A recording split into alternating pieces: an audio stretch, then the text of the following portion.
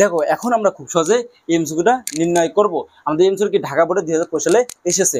তো প্রশ্ন বলছে কি যদি এম একটা কি সেট এবং এন একটা সেট হয় তবে এন মাইনাস এম এর মান কত। তাহলে আমরা প্রশ্ন লিখে দেবো কি বলছে এন মাইনাস এম ইকুয়াল, তাহলে এন এর মান কত আছে 1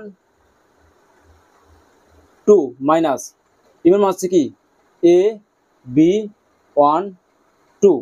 দেখো বিয়োগ করার নিয়ম কি, দেখো আমাদের কি এই সেটটা কি অ্যান্সার হবে, কিন্তু এই সেটের উপাদান যদি এই সেটে থাকে তাহলে কি হতে হয় এই সেটের উপাদানগুলো বাদ দিতে হয়। দেখো 1 আছে এই জায়গায় কি আছে 1, তাহলে 1 কি বাদ, তাহলে এই জায়গায় 2 আছে এই জায়গায় 2 আছে কি 2 বাদ, এই যে কিছু কোনো সেটের উপাদান আছে নাই, তাহলে আমাদের অ্যান্সার কি হবে ফাঁকা সেট।